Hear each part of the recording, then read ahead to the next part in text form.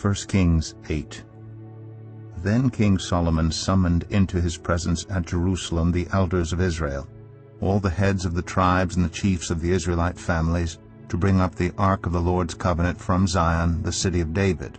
All the Israelites came together to King Solomon at the time of the festival in the month of Ethanim, the 7th month.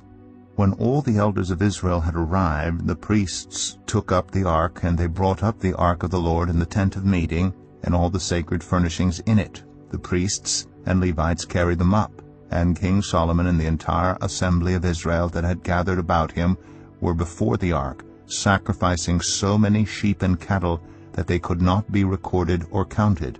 The priests then brought the ark of the Lord's covenant to its place in the inner sanctuary of the temple, the most holy place, and put it beneath the wings of the cherubim. The cherubim spread their wings over the place of the ark and overshadowed the ark and its carrying poles.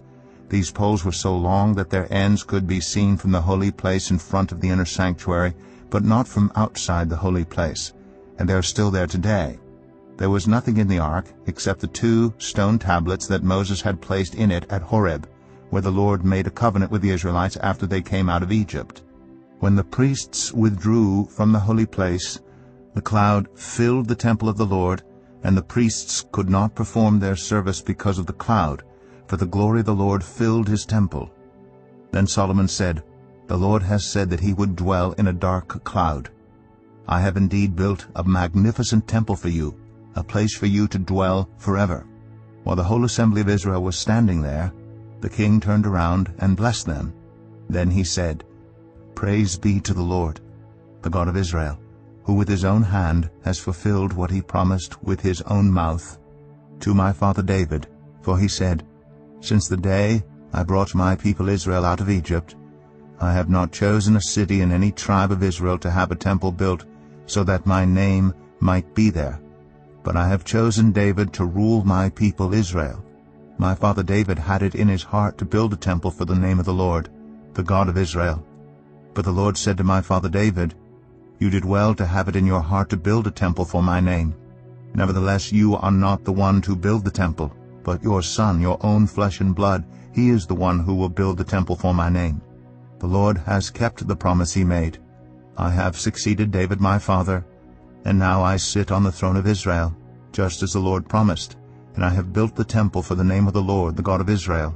I have provided a place there for the ark, in which is the covenant of the Lord that he made with our ancestors when he brought them out of Egypt."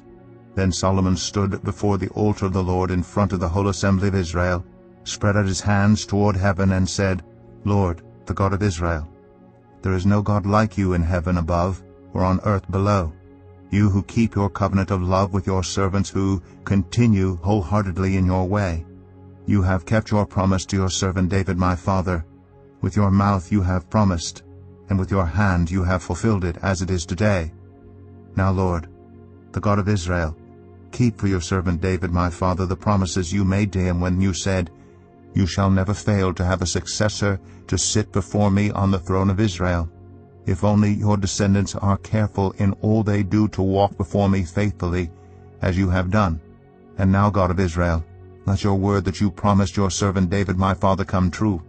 But will God really dwell on earth? The heavens, even the highest heaven, cannot contain you, how much less this temple I have built. Yet give attention to your servant's prayer and his plea for mercy, Lord my God. Hear the cry and the prayer that your servant is praying in your presence this day. May your eyes be open toward this temple night and day, this place of which you said, 'My name shall be there,' so that you will hear the prayer your servant prays toward this place. Hear the supplication of your servant and of your people Israel, when they pray toward this place. Hear from heaven, your dwelling place, and when you hear, forgive. When anyone wrongs their neighbor and is required to take an oath, and they come and swear the oath before your altar in this temple, then hear from heaven and act. Judge between your servants, condemning the guilty by bringing down on their heads what they have done, and vindicating the innocent by treating them in accordance with their innocence. When your people Israel have been defeated by an enemy because they have sinned against you, and when they turn back to you and give praise to your name, praying and making supplication to you in this temple, then hear from heaven, and forgive the sin of your people Israel, and bring them back to the land you gave to their ancestors.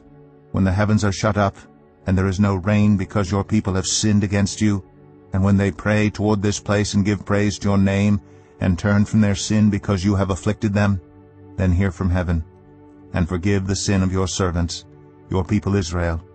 Teach them the right way to live, and send rain on the land you gave your people for an inheritance.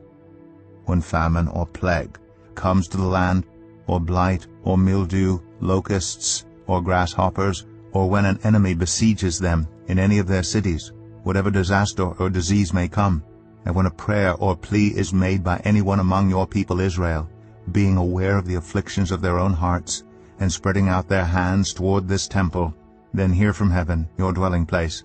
Forgive and act. Deal with everyone according to all they do, since you know their hearts, for you alone know every human heart, so that they will fear you all the time they live in the land you gave our ancestors.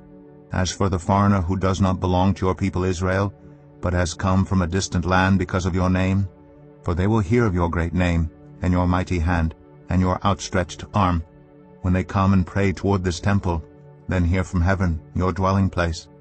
Do whatever the foreigner asks of you, so that all the peoples of the earth may know your name and fear you, as do your own people Israel, and may know that this house I have built bears your name.